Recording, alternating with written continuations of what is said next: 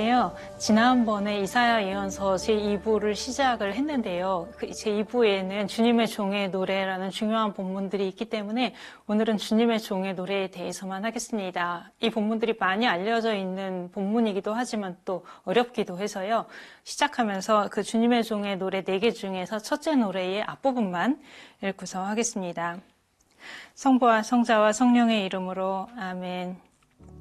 여기에 나의 종이 있다. 그는 내가 붙들어 주느니 내가 선택하니 내 마음에 드느니다.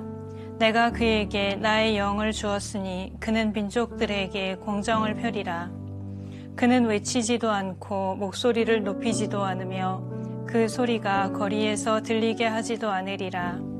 그는 부러진 갈대를 꺾지 않고 꺼져가는 심지를 끄지 않으리라. 그는 성실하게 공정을 펴리라. 그는 지치지 않고 기가 꺾이는 일 없이 마침내 세상에 공정을 세우리니 섬들도 그의 가르침을 고대하리라. 첫째 노래가 여기서 끝이 아니지만 일단 여기까지만 읽고 시작을 하겠고요. 주님의 종의 노래들을 많이 들어보셨을 것이고 특히 이제 성주간의 미사 독서 때 많이 읽게 되고요. 그리고 무죄한 종이 다른 사람들을 위해서 그 죄값을 치르고 사람들을 의롭게 하고 이런 내용들 들으시면 되게 예수님의 순환에 대해서 많이 생각을 하시게 되는데요. 근데 사실은 그것은 주님의 종의 노래에 대한 해석 중에서 나중에 나오게 되는 것이고 그 앞에 여러 단계가 있어서 오늘 처음부터 주님의 종의 노래들을 읽어가도록 하겠습니다.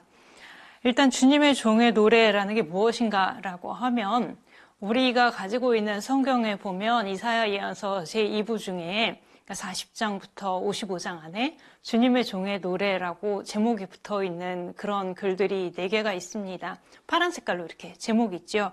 거기 보시면 이사야서 42장에 1절부터 9절, 49장에 1절부터 7절, 50장에 4절부터 11절, 52장 13절부터 53장 12절 이렇게 위에 주님의 종의 노래라고 붙어 있는데요. 근데 그 파란 색깔 제목들은 성경을 이렇게 책으로 만들고 또 번역하고 하는 사람들이 붙여놓은 것이고 원래 성경 원문에 붙어 있는 것은 아니어서 어느 시점에서 이제 사람들이 그 노래들을 주님의 종의 노래라고 부르게 된 것이거든요. 옛날부터 그런 게 있었던 게 아니고 어떻게 되었느냐면 지난번에 보았던 이사야 예언서 제2부, 그러니까 40장부터 55장, 그 안에 보면 종이라는 단어가 상당히 여러 번 사용됩니다. 한 20번 조금 넘게 그렇게 많이 사용이 되어요. 그런데 그 예들 중에서 한 3분의 2 정도, 그러니까 많은 경우는 종이 이스라엘이라는 것을 알 수가 있고 그게 알 수 있는 게 명확하게 표시가 되기 때문에 알 수 있어요. 예를 들면 뭐 나의 종 이스라엘이라던가 뭐 나의 종 야곱이라든가 이렇게 바로 이어서 종이 누구라는 것이 나오기 때문에 뭐 종이 누군가 이런 거 묻지 않고 종은 이스라엘 이렇게 해석을 하게 되는데요. 근데 아까 말씀드린 20번 조금 넘는 중에서 3분의 2 정도는 종이 이스라엘이라고 알 수가 있는데 그럼 나머지 것들이 있죠. 종이 이스라엘이라고 명확히 표시가 되지 않은 경우 이런 경우들이 있게 되는데 거기서 묘사된 종의 모습을 보면 이사야 예언서의 다른 부분에서 이스라엘을 종이라고 할 때하고 좀 달라 보이는 거예요.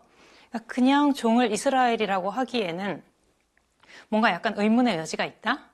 그런 부분들이 있는 거죠. 물론 이스라엘이라고 한다고 해서 해석이 전혀 안 되지는 않고 유다교의 해석 같은 경우에는 다른 부분들에서도 거의 종을 이스라엘이라고 봅니다. 근데 사람들이 이렇게 본문들을 자세히 살펴보다 보니까 조금 다른 것 같다. 이렇게 생각이 되는 본문들이 있었다는 거죠. 이 주님의 종의 노래들을 보면 무엇보다도 종이 이렇게 이스라엘이라기보다는 어떤 개인같이 보이는 한 사람으로 보이는 그런 면들이 나타나고 또 그 종이 이스라엘에 대해서 어떤 사명을 가지고 있는 경우들도 있어요. 뭐 이스라엘을 하느님께로 돌아오게 한다든지 이런 이야기들도 나오고 그리고 그런 것들 이외에도 다른 부분에 나오는 종의 모습과 여기 이 노래들에 들어있는 종의 모습이 차이가 나는 점들이 있어서 뭔가 좀 다른 종에 대해서 말을 하는 것 같다라고 생각이 들어서 이 종이라는 표현이 사용된 본문들 이렇게 자를 수가 있죠. 그러니까 어떤 절에 종이라는 표현이 있으면 그 절을 포함하는 본문을 이렇게 앞뒤로 어느 정도 길이를 이렇게 잘라서 그것을 종의 노래라고 부르게 됩니다. 그렇게 해서 이제 이사야서 제2부 안에 주님의 종의 노래가 4개 있다. 이렇게 보고 있어요. 그런데 주님의 종의 노래라는 표현들은 이제 대부분의 사람들이 그냥 사용을 하는데 그렇다고 종이 누구라고 알 수 있는가 하면은 그것은 답이 하나로 나오지를 않습니다. 그러니까 지금부터 이제 그 이야기를 좀 길게 할 것이에요. 주님의 종의 노래들을 보다 보면 뭐 첫째 노래, 둘째 노래, 특히 첫째 노래를 좀 예로 들어서 많이 말씀을 드리려고 그러는데 거기 보면 이 종이 누구일까에 대해서 이런저런 여러 가지 특징들이 나타나서 종이 누구다가 하나로 나오지를 않게 되는 것이에요. 그 종이 누군가에 대해서는 뭐 과거의 어떤 인물을 종이라고 이야기하는 것일 수도 있고 아니면 이 주님의 종의 노래가 작성된 시대, 그러니까 이사야서 제2부가 만들어진 시대, 유배총이죠. 유배총. 그 시기에 있었던 어떤 실제 인물일 수도 있고요. 우리는 그게 누군지 모르지만 그럴 수도 있고 아니면은 미래에 나타날 어떤 인물에 대한 것일 수도 있고요. 그러니까 다 열려 있는 것이에요, 아직까지. 주님의 종의 노래가 있는데 종이라는 어떤 한 사람으로 보이는 인물에 대해서 이야기를 하는데 그게 누굴까? 과거의 인물일 수도 있고 이 노래가 만들어진 그 시기의 어떤 인물일 수도 있고 우리는 모르지만 그 시대 사람들은 알아들었을 수도 있다고 생각을 하고요. 아니면은 여기서 미래의 어떤 인물을 나타내고 있다. 이렇게 생각하기도 해서 여러 가지 해석들이 있습니다. 결국은 종이 누구다라는 게 하나로 나오지는 않을 건데요. 예를 들어서 우리가 시작하면서 읽었던 주님의 종의 첫째 노래를 보면 우리가 9절까지 끝까지 다 안 읽고 앞에 부분만 읽었거든요. 근데 그 노래 안에서 종이 어떤 사람인가 하고 나타나는 것을 보면 여기도 여러 가지 가능성이 보입니다. 첫째 노래에서는 아까 첫 구절이 여기에 나의 종이 있다라고 여기에 나의 종이 있다라고 말씀하시는 거는 하느님이죠. 그래서 하느님이 사람들에게 그 종을 이렇게 소개해 주시는, 종을 이렇게 보여주시는 그런 본문이라고 생각을 할 수가 있겠는데요.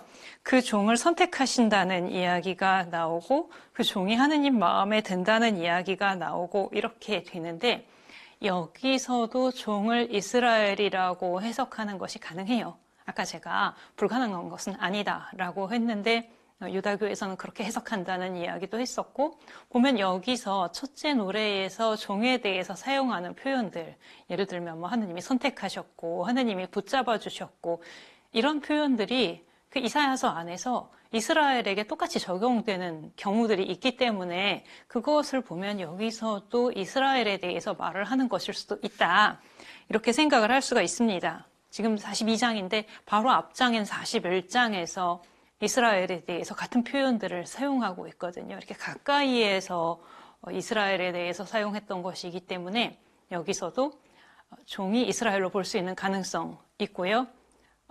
조금 더 복잡한 이야기를 말씀을 드리자면 히브리어 성경을 그리스어로 번역한 사람들은 이 종이 이스라엘이라고 생각을 했기 때문에 그 옆에다가 뭐 이스라엘 야곱 이렇게 써놓기도 했어요.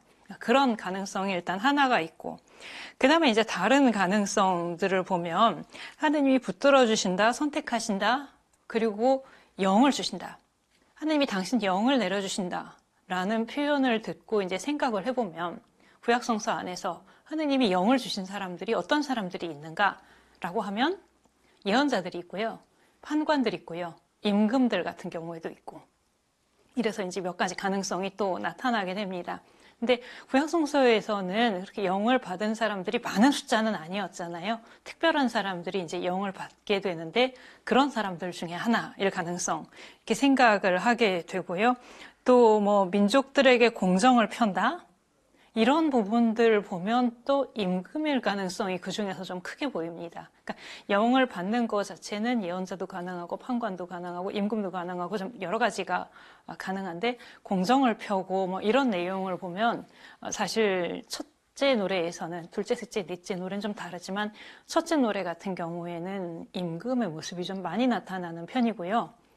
그래서 임금 중에서 누구이겠는가라고 했을 때 또 가장 가능성이 큰 것은 키루스입니다. 뜻밖이실 수 있는데요. 이게 지금 이사야서 42장 1절부터 시작하는 본문이잖아요. 성경 지금 가지고 계시면 그 첫째 노래 바로 앞에 무엇이 있는가 하면 키루스의 등장을 예고하신다라는 이야기가 나와요. 41장의 끝부분에. 키루스라는 이름은 나오지 않지만 키루스의 등장을 예고하신다라는 이야기가 나오고, 그러니까 하느님이 그걸 예고하시고 바로 이어서 여기에 나의 종이 있다라고 말을 하면 그 종은 누구이겠는가? 보통 이사야서를 주석할 때 제일 가능성이 큰 거는 첫째 노래에서는 키루스라고 생각을 하는 편입니다. 그러니까 이 본문이 나중에 다른 의미를 더 지니게 될 수는 있지만 기본적으로 이사야서 자체 안에서 볼 때는 키루스. 근데 키루스가 어떤 인물이냐 하면 지난주에 봤었던 것처럼 이스라엘이 유배에 가 있는데, 바벨론에 유배를 가 있는데 바벨론을 멸망시키고 유배에 가 있는 사람들을 고향으로 돌아가게 했었던 사람이잖아요. 그래서 페르시아의 임금이면서도 이스라엘 사람들이 느낄 때에는 해방자로 그렇게 보였던 인물이기 때문에 주님의 종의 첫째 노래가 키루스에 대해서 말하는 것도 충분히 가능한 설명입니다. 근데 여기서 이제 잠깐만 옆으로 가면 제가 시작할 때 읽었던 본문이 사실 마테오복음서에 그대로 인용이 된 부분이에요. 1절부터 4절이. 그리고 그 1절부터 4절 외에 다른 부분도 이 첫 절 같은 경우에 특히 신약 성서에서는 예수님께 적용되는 예들이 있습니다. 조금 전에 제가 뭐 이스라엘일 수 있고 판관 예언자일 수 있고 임금일 수 있고 키루스가 가능성이 제일 크고, 그런데 또 신약 성서에서는 이 본문을, 같은 본문을 예수님께 적용하고 있다는 거예요. 여기서 지금 뭐를 보여드리려고 한 것이냐면 종이 누구다가 하나로 정해지지 않는다는 것. 본문이 하나가 있는데 그걸 이렇게 해석할 수도 있고 저렇게 해석할 수도 있고, 나중에 신약 성서에서는 예수님 안에서 여기서 말하고 있는 내용들이 이루어진다고 보기 때문에 예수님께 이걸 다시 적용시키는 것을 볼 수 있다. 여기까지가 지금 첫째 노래에 대한 이야기이고요. 좀 어려우시겠지만 두 번째, 세 번째는 좀 간단하게 할 거고, 기본은 뭐냐면 주님의 종이 누구이다라는 것은 본문을 보면 여러 가지 가능성이 보이는데 그 중에 어느 하나를 맞는 것으로 선택해야 하는 것은 아니고, 본문 자체는 여러 가지 해석이 가능하고 또 신약 성서에서는 그것을 예수님께 적용시킨다. 제가 지금 적용시킨다라는 단어를 몇 번을 쓰고 있는데요. 처음부터 예수님을 생각해서 썼다기보다는 신약 성서에서 그것을 사용하고 있다. 이렇게 보시면 되겠습니다. 두 번째 노래가 49장 1절부터 7절인데요. 첫 번째 노래에서 종을 이렇게 딱 보여주셨다면 두 번째 노래에서는 종의 사명에 대해서 이야기를 합니다. 종을 부르신 이유가 이스라엘을 당신께 돌아오게 하시려고 부르신 것이었고, 그리고 이스라엘에게만 해당되는 것도 아니고 먼 곳에 사는 사람들도, 다른 민족들에게도 사명을 가지고 있다는 것, 이런 이야기들이 나오고요. 여기서 또 종이 어떤 사람이냐라고 하면 49장 2절에서 하느님께서 내 입을 날카로운 칼처럼 만드셨다. 이런 표현이 나옵니다. 내 입을 날카로운 칼처럼 만드셨다. 누굴까요? 일단 내 입이라고 말을 하는 것을 보면 그 글을 쓴 사람 자신일 수 있죠. 그러면 이제 예언자일 가능성이 이제 하나의 가능성이 되고요. 입을 날카롭게 만드셨다라는 것 자체도 이 사람의 사명이 그러면은 말을 하는 것이라는 뜻이잖아요. 그래서 그러니까 내 입이라는 표현을 사용한다는 것에서도 그렇고, 또 입을 날카롭게 만드셨다라는 표현에서도 그렇고 예언자일 가능성이 꽤 있다고 생각을 합니다. 근데 중간에 가다 보면 또 그 종을 이스라엘이라고 부르시기도 해요. 여기 둘째 노래 같은 경우에는 중간에 이스라엘아 이런 말이 나와서 그러면 여긴 다시 종이 이스라엘이네, 이렇게 생각을 할 수도 있는데요. 근데 또 같은 본문 안에서 종의 사명이 이스라엘을 하느님께 돌아오게 하는 것이어서 그럼 이스라엘이 이스라엘을 하느님께 돌아오게 한다라고 하니까 앞뒤가 잘 안 맞잖아요. 그래서 여기서 이스라엘은 이스라엘 전체가 아니고 이스라엘의 일부라고 설명을 하는 편입니다. 그러니까 이스라엘 중에서 충실한 이스라엘이 나머지 이스라엘 전체를 하느님께 돌아오도록 부르는 그런 사명을 받았다. 이렇게 해석하고요. 그리고 이스라엘을 돌아오게 할 뿐만 아니라 민족들의 빛이 되어야 한다. 이런 이야기도 나오고요. 세 번째 노래는 50장 4절부터 11절인데 그러니까 이러이러한 사명을 가지고 있어서 그 사명을 수행해 가는데 그러면서 겪게 되는 고통에 대해서 이제 나오기 시작을 합니다. 여기서 종이 하느님이 맡겨주신 사명을 수행을 하는데 그렇다고 해서 사람들한테 잘 받아들여지는 게 아니고 이건 예언서들 보다 보면 많이 나오는 것이죠. 예언자에게 하느님이 사명을 맡기시지만 그런다고 해서 예언자가 선포하는 것을 사람들이 다 잘 받아들이냐 하면 아닌 경우가 오히려 많고 여기 주님의 종 같은 경우에도 사람들이 받아들이지 않는 모습들이 이제 세 번째 노래에 나오게 되고요. 네 번째 노래에 가면 네 번째 노래가 사실 길어서 제가 지금 다 읽어드리지를 못하는데 제일 많이 아시는 게 사실 네 번째 노래예요. 예수님 순환과 관련해가지고 많이 읽기 때문에 많이 아시는 본문이기도 한데 거기서 보면 종이 겪게 되는 운명을 아까 셋째 노래에서 거부, 박해 이런 것들이 나왔다면 뭐 수모를 당하고 이런 표현들이 나오거든요. 네 번째 노래에 가면 이제 죽임을 당하는 거기까지 이르게 됩니다. 네 번째 노래에서 여기는 이제 고통과 죽음에 대해서 말을 하는 것이 상당히 중요한 부분이 되는데요. 그러니까 종이 누구인가 하는 문제를 우리가 계속 생각을 해오고 있지만 종이 누구인가 하는 것이 종의 노래에서 다룰 것의 전부는 아니고 종이 누군가와 관계없이 그 종이 어떤 역할을 하며 거기서 나타나는 고통과 죽음에 대한 이해는 무엇인가 하는 것도 종이 누구인가 하는 문제 못지않게 사실 중요한 문제라고 말씀을 드릴 수가 있겠는데 그 네 번째 노래에 보면 이제 그 성서 본문에 나오는 표현들을 가지고 말씀을 드리면 종은 무죄한 사람이었고 그런데 악인들과 함께 묻히고 무법자들 가운데 하나로 헤아려졌다. 이런 말들이 나옵니다. 종이 막 고통을 당해요. 그러니까 사람들이 주변에 이제 다른 사람들이 나오게 되는데 그 사람들이 종을 보면서 처음에는 뭐라고 생각을 하냐면 저 사람이 고통을 겪는 것은 죄를 지었기 때문이다. 전통적인 사고방식이죠. 전통적으로 그러니까 죄를 지은 사람이 그 결과로 고통을 겪게 된다. 이런 생각들을 가지고 있기 때문에 여기 넷째 노래에서 주님의 종이 그 모습이 망가지고 뭐 병고를 겪었고 이런 모습들을 보면서 다른 사람들이 먼저 가지게 되는 생각은 저 사람이 죄가 있다. 자기가 죄를 지은 사람이기 때문에 저런 고통을 겪는 것이다. 라고 생각을 합니다. 그런데 주님의 종의 넷째 노래에서는 그게 아니라고 설명을 하는 것이에요. 고통을 겪는 사람이 있을 때 그게 꼭 그 자기 죄 때문은 아닐 수 있고 다른 경우가 있을 수 있다는 구약성서 안에서 새로운 시각인데요. 그런 말들을 합니다. 무엇이라고 말을 하느냐? 그가 찔린 것은 우리의 악행 때문이고 그러니까 종은 저기 있고 다른 사람들이 종을 보면서 종이 찔리고 뭐 죽임을 당하게 되는데 그것이 자기 죄 때문이 아니라 우리의 죄 때문이다. 라는 말이 나오게 되고요. 그런데 그 종은 그 고통을 기꺼이 받아들였다. 하느님의 손에서 하느님이 하시는 것을 그대로 하느님의 뜻을 받아들였다. 이런 말들이 나오게 됩니다. 도살장에 끌려가는 어린 양처럼 그렇게 받아들였고 또 그가 벌을 받았기 때문에 우리는 평화를 얻었다. 이런 표현들이 나오게 됩니다. 그러다가 이제 끝부분에 가면 53장, 이사야서 53장 10절부터 12절 이게 넷째 노래의 마지막 부분인데요. 거기 가면 가장 새로운 이야기가 나오게 됩니다. 뭐냐? 의로운 종이, 그러니까 그 종 자신은 죄가 없는데 의로운 종이 그렇게 고통을 받아들이고 죄인들 가운데 하나로 여겨지고 죽임을 당하고 그렇게 함으로써 53장 11절인데요. 의로운 나의 종은 많은 이들을 의롭게 하고 라는 것입니다.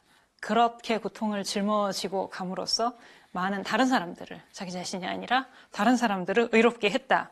이것이 이제 뭐라 그럴까요? 전혀 새로운 내용이라고 할까요? 구약 성서에 아직까지 없었던 것, 이런 내용이 나오게 됩니다. 그러니까는 고통을 통해서 자기의 죄를 갚는 것이 아니고, 자기 죄에 대한 결과로 고통을 겪는 것이 아니고, 그 고통으로 다른 사람들의 죄가 없어지게 했다. 이런 표현이 나오게 되는 것이죠. 우리의 죄를 짊어지고 갔다. 근데 그렇게 많은 사람들이 의롭게 될 수 있었던 이는 그가 죽음에 이르기까지 자신을 버리고 많은 이들의 죄를 메고 갔으며 무법자들을 위하여 빌었기 때문이다. 53장 12절이에요. 그가 죽음에 이르기까지 자신을 버리고 많은 이들의 죄를 메고 갔고 무법자들을 위해서 빌었기 때문이다. 이 넷째 노래 같은 경우는 사실 종이 누구냐라는 문제는 쉽지 않아요. 종은 이미 죽임을 당한 것으로 나오고, 아까 이야기하는 뭐 예언자나 임금 같은 모습은 오히려 별로 안 나타나고, 뭐 우리가 알 수 없지만 그 시대의 사람들이 알고 있었던 어떤 인물일 수 있기도 하지만, 아니면 또 미래에 나타날 인물이라고 생각을 할 수도 있고, 유다교의 해석에서는 사실 여기서도 종은 이스라엘이라고 보는 편이고요. 그리스도교의 해석에서는 아까 여러 번 이렇게 말씀을 드린 것처럼 예수님의 순환과 관련해서 이 본문을 많이 읽지요. 사실 그랬을 때가 우리에게는 가장 이해하기가 쉽습니다. 왜냐하면 무죄한 종이 다른 사람들의 죄를 짊어지고 가고, 그럼으로써 다른 사람들을 죄에서 벗어나게, 다른 사람들을 의롭게 했다라는 표현들이 사실 우리는 어쩌면 이렇게 거꾸로 읽는 것일 수도 있는데요. 예수님의 죽음에 대해서 알고 있기 때문에 오히려 이 주님의 종의 넷째 노래를 이해를 할 수가 있습니다. 예수님에 대해서 전혀 모르고서 넷째 노래를 보면 아마 더 이해가 안 될 거예요. 그래서 넷째 노래 자체 안에서도 보면 우리가 들었던 것을 누가 믿었던가 라는 표현이 나옵니다. 이 넷째 노래 같은 이야기를 할 때 다른 사람들이 그런 일은 있을 수 없다고 생각을 한다는 거죠. 아무도 믿지 않는다. 근데 우리는 오히려 예수님에 대해서를 알고 있기 때문에 그것에 대한 예고로 읽을 수가 있다라는 것이에요. 근데 다시 종이 누구인가라는 문제로 돌아가서 보면 오늘 많이 어지러우셨을 거예요. 종이 누구냐에 대해서 아까 특히 첫 번째 노래를 좀 자세히 봤었는데, 하나의 본문에서 종이 누구인가가 답이 한 개로 나오지를 않고 여러 가지 해석들이 다 가능하다라는 거를 이제 받아들이셔야 되는 순간이 되는 것인데요. 어떻게 이해를 하시면 좋냐면, 주님의 종의 노래, 예를 들어 첫째 노래라고 생각을 하고 그 첫째 노래만 이렇게 잘라놓고서 앞뒤의 성서 다른 본문 생각하지 않고 그 노래만 잘라놓고서 보면 종은 뭐 임금일 수 있고 예언자일 수 있고 이렇게 되는 거고요. 그 다음에 이것을 41장하고 이어지는, 그러니까 앞에 있는 41장하고 이렇게 이어서 보면 키루스일 수 있게 되는 것이고, 또 이사야서 전체 안에서 봤을 때에 종이 누구인지를 달리 이해할 수가 있고, 그러다가 이제 어디까지 가냐면은 신구약 성서 전체 안에서 볼 때, 그때는 이제 이것을 예수님께 적용시킨 것을 볼 수 있는 그렇게 된다는 것이에요. 어려운 이야기인데요. 이게 오늘 중에 아마 제일 어려운 이야기예요. 같은 본문인데 이렇게 띄워놓고 볼 때와 이만큼 안에서 볼 때와 신구약 성서 전체 안에서 볼 때에 여러 가지 서로 다른 의미들을 본문이 더 가지게 될 수 있다. 그래서 이렇게 주님의 종의 노래들이 그래서 어려운 거죠. 여러 번의 해석을 거쳐 가기 때문에 이 노래를 쓴 사람이 처음부터 예수님을 생각하고 쓴 거는 아니라고 생각이 되고요. 그러나 신구약 성서 전체 안에서, 그리고 예수님의 죽음을 알고 있는 사람들이 봤을 때에 여기서 이야기하는 내용들은 세상의 죄를 없애시는 하느님의 어린 양, 요한복음에서 세례자 요한이 예수님에 대해서 하는 말이죠. 세상의 죄를 없애시는 하느님의 어린 양이신 예수 그리스도. 거기에서 가장 완전하게 성취되었다. 이렇게 볼 수가 있겠습니다. 또 이 부분만 아니라 다른 부분들도 아까 주님의 종의 첫째 노래의 맨 첫 부분도 마테오복음서에 인용된다고 제가 했는데 다른 여러 본문들이 예수님께 적용되는 이들을 볼 수가 있습니다. 예를 들면 베드로 1서에서 그분께서는 우리 죄를 당신 몸에 친히 지시고 십자나무에 달리시어 죄에서는 죽은 우리가 의로움을 위하여 살게 해주셨습니다. 그분의 상처로 여러분은 병이 나았습니다. 여기 그분의 상처로 여러분은 병이 나았습니다. 이런 표현들이 주님의 종의 넷째 노래에서 나왔던 표현들이거든요. 그래서 제2사야가 주님의 종이라는 인물을 그려 보이는데 우리의 시각에서 보면 이렇게 명확하게 말을 하진 않는 거죠. 신비롭게 표현을 하고 있는데 그것을 통해서 장차 올 예수님의 모습을 그려 보였다라고 말을 할 수가 있겠습니다. 처음부터 그 의도를 가지고 딱 이렇게 썼다는 말이 아니고 이 사람이 불분명하게 신비롭게 표현해 놓은 것을 우리는 예수님 안에서 그 성취를 알아본다. 이렇게 보면 되겠습니다. 여기까지 해서 제2이사야가 끝나고요. 사실 이사야 예언서는 아직도 제3부가 남아있어서 몇 주 후에 다시 이사야서로 돌아가도록 하겠습니다. 감사합니다.